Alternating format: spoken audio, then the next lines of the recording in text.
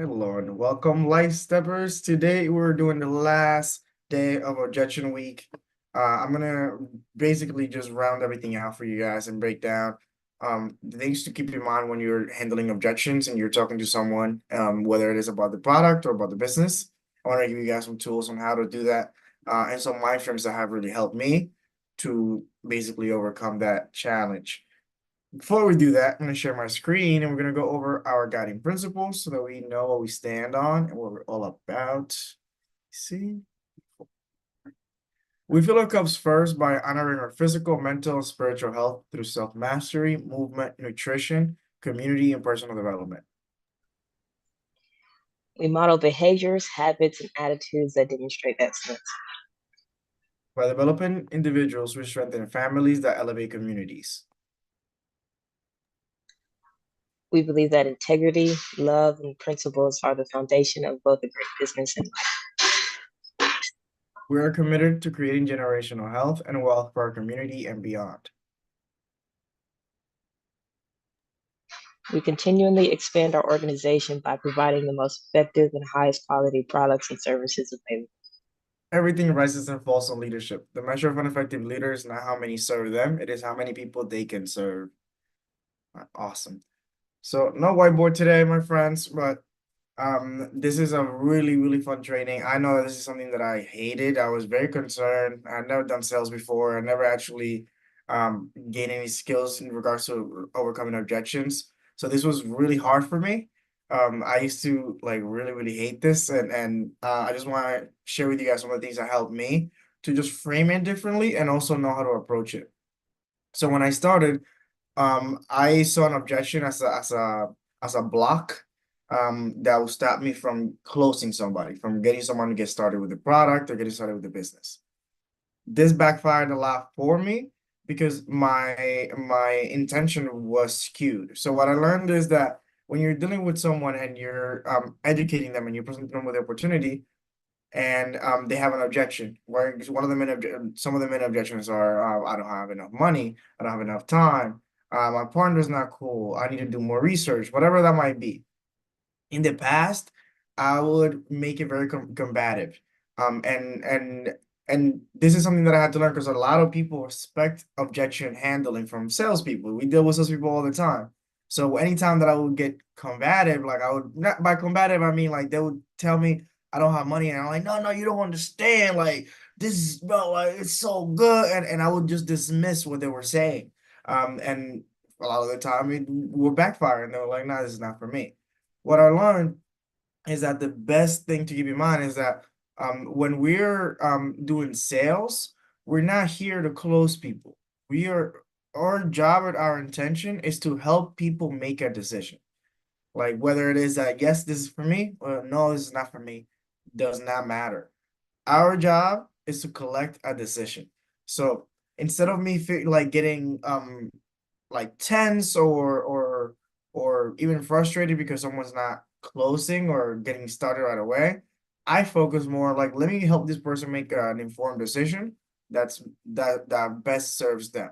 So what that means is when someone's telling me hi, I just don't have time for this. Like I just don't have time, I'm too busy. Like I don't know how I'm gonna do this. I like to honor that, so I validate that. Don't just dismiss it. So I like to use the framework that Leslie Sand shared with me. I feel I feel you. Basically, you start off by resonating with them. Um, and then you finish off with I found. So basically you share what you found and then you share your personal experience. So it what that does is it allows them to understand that you're listening to them and then sharing with them your personal experience. And then from there, we work together to literally solve that problem. So instead of thinking of like, oh, let me overcome this objection, we're working together, we're collaborating to solve your problem. Whether it is you're having a money issue and you're like, I don't even know how I'm gonna afford this, or a time issue. You're like, I don't have time, I have kids, I have two jobs, so there's no way I can do this. Our job is to help people overcome those challenges. And what I notice is that when we help people overcome those challenges, then they see us as someone who cares about them because we do. Like this person doesn't want to just sell me this. They actually care that I succeed, that I do well. In earlier calls on objection, I talked about my friend who's a mom and she was working full time and had two kids, single mom. She really wanted the ULT. She was already doing the aminos for a long time. She literally just didn't know how to afford it. So we found a way. Most importantly, she found a way, and she decided to use the tips that she was getting from working at Starbucks and save them for a couple of months and use that to get her first ULT. If this is important enough to someone, they'll find a way. If someone's not really excited or ready to get started, they probably just don't understand enough. They're not, they don't have belief in what we're sharing with them. And that's okay. Maybe you're in a 30-minute call and that's not enough time to build that belief. So book a meeting from a meeting and make sure you continue that education, continue to educate them, continue to present them to opportunities so they can be exposed to more of the information. So I'm saying all of this because I notice a lot of people get really caught up in objections and they get really flustered and attacked, or like they get really concerned when an objection arises. I love it because an objection tells me that there's a challenge that we can work together to overcome so that the person can actually have what they need, whether it is to get started or not. But get we're gonna do what we need to do to actually help the person get to that next level. Um, and I know this sounds a little bit subjective and it sounds a little bit um even weird, but that's because there's a lot of people on social media selling. There's a lot of people in person selling. And a lot of people know the typical things that work and that do not work. But the shares, the things that I'm sharing with you guys today are the things that the top people are using in multiple different industries. I'm talking about marketing, I'm talking typical marketing, I'm talking about the people in the top of the field right now. What are they doing to overcome objections? This is the things that they're doing. They're building that relationship, they're working together to solve those problems, and they're helping people make a decision. When you focus on that more than anything else, it makes it a lot easier to have a conversation because you're talking about the let's say you're talking about the compensation plan. They're like, I don't have time. Well, that's awesome. We're looking for people who are busy. People who are busy are usually more likely to actually get things done within a short amount of time because they don't have extra time to just bullshit. So this has helped me so much in my peer business and also in my personal business. Like I have a consulting firm, and I have to deal with objections. Like I call clinics and I do staff trainings for them. I would have never been able to do that if I didn't gain the skill set that I gained from doing this work. I'd never done sales calls before, but if you don't have sales, you don't have a business. Like something has to be moving in order for you actually to have a business. So I was so against it. I told myself I'm not a salesperson, and then my mind frame was shifted, and I was thought that we're all salespeople. We're constantly selling people on things. Why not get paid for those things? Because we sell our friends a new movie that came out or a new eating spot that doesn't pay us at all, and we are happy to do it nonstop every day. And we're even sales people for for our children. Like I work with kids, and we're selling them on being healthy. We're selling them on reading. We're selling them on different things. Like it's literally just showing people why this can help them. This can be important for them. So whenever you hear the word sales, it's not a bad thing. We're simply just helping people be educated so they can make a decision. All right. But that's it. I was gonna honestly dive into this and break it down objection by objection and tell you the script that I would use and all that stuff. But I don't think that I'd rather give you teach you how to fish than to just give you a fish, because I can just do that. But I'd rather you actually understand the formula behind how we approach having these kinds of conversations. Because these conversations can be very uncomfortable. So don't back away from them. Lean in and really come from a curiosity perspective. Like I just want to understand better. I don't understand. I want to understand what this person is coming from. What's really blocking them from getting started today? What's really their concern? Is it really money? is it really time? Like, what is it like that they need to talk to somebody else? Like, is it really that? And as we dive deeper, it becomes a lot easier to just deal with these conversations, and honestly, it becomes pretty fun. I remember when I first saw Jill dealing with objections. She's just very much herself, very smiley, very happy, like, oh yeah, I know what, yeah, the money, like okay, and just so cool. And I'm like, what? Like, I remember every time someone would bring an objection, I would just tense up and I'm like, oh yeah, yeah, because this is what you don't understand is that the money and the time, and then I'm just dismissing everything they're saying instead of just like, oh yeah, that's cool. Like, yeah, I get where you're coming from. Yeah, I used to have the same issue. Like I used to feel the same way. I didn't think I was gonna have the time to do this. I was a full-time student. And you see, like it just becomes a lot more fluent. I'm literally just listening to what they're saying, relating to it, and then giving them a solution. So it's a lot easier. But that's right. That's it. 11:15. Any questions, comments, concerns? I have my friend Layla here. Does that make sense a little bit, Layla? How's that?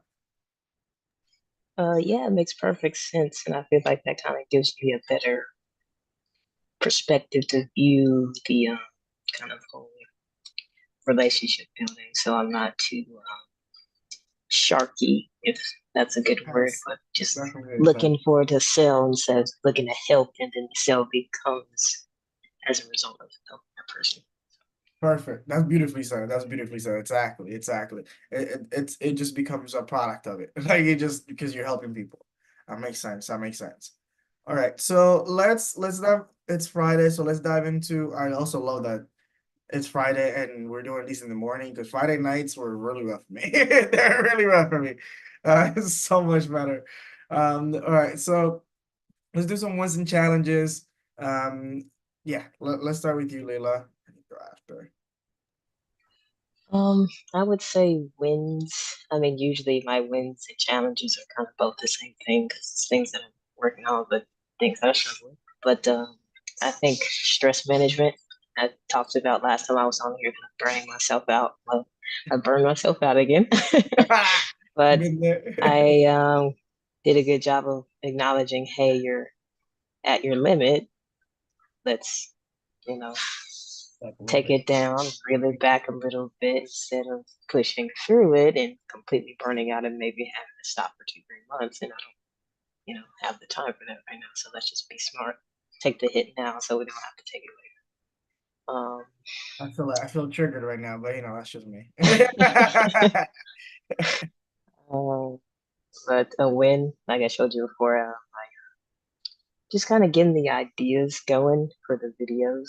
Something I've always wanted to do, kind of be a content creator. So it's waking up the YouTuber in me again. So I think that's pretty cool. It's just a matter of, you know, doing it and not letting the fear of being judged get in the way. That's It's scary though. It is scary. Like I don't want to dismiss that. all. It's scary. Like we're social animals and like we're it's risky. People can like not like you. People can talk about you. Like there's a lot of things that can happen. But like I always remind myself, like this shit is bigger than me. That's all I say all the time. This shit is bigger than me. So I sometimes I make Exactly. it too much about me, and I'm like, is it this about me? Like why am I making this content? I'm like, no, like this is for so I can help other people out. All right, let's do it. Let's do it for real. No, that's good. That's good, Layla. I feel you on the. uh, First of all, big props to you for stopping before burning out. That's something that I've been working on myself. That's something that I used to do a lot. That I would like ignore how I was feeling and then just push through too much and then have to take 3 months off. And I'm like, this defeats purpose. What if I take one day off and I can keep going? So that's good. Again, not easy to do. Like I'm very much something that I used to struggle with, and I still sneaks in sometimes is that I would be on my rest day and I'll feel guilty because I'm not doing work. And I'm like, no, like I'm literally getting this rest day. So I just ignore it and allow myself to rest because what's the point? I don't want to come back the next day and still be tired. That's so good. That's a really good share. I would say for me, a challenge would be um mastering my schedule, like really doing all the things that I'm doing. Like I'm doing some fit clubs, I'm doing a couple networking events, for people here in Arizona. I'm also doing trainings virtually for clinics and staff, and I'm doing this as well. So it's been interesting challenge figuring out what works best for me because it's a brand new schedule, something I've never done before. And really just paying attention to my energy and what works best for me at what time. So it's been an interesting challenge. I think so far I'm doing pretty good. Like I'm getting shit done, so I think that's the hardest part. Um, like because I didn't want to make it so like I'm getting so warm that nothing's getting done. Things are still getting done. So that's good. Right now it's just really cleaning up and figuring out which things I can move, like what workouts should go on Tuesday, what workout should be here, what time works best for me to do this training and stuff like that. Just to figure out like what's the best thing for me so that I can actually sustain it and to bring it back to what you're saying, to not burn out because that defeats the purpose. If I burn out, then I can't do any of the things, and then nobody wins. And then I would say win. Let's see, what's a win? Yeah, I would say social media has been a big win for me. And with everything going on, like new book dropping, hosting the trainings, like I did more miles this week than I've done this whole year, like in a week. So, and I still do. I'm doing two more later today. So, it's a lot going on. Um, and still, like I've been able to really get at least one or two posts into my Instagram every day. Um, been working on using the scheduling like thing on Instagram. Like when you go to post and you scroll down, it says advanced settings, you can schedule your post.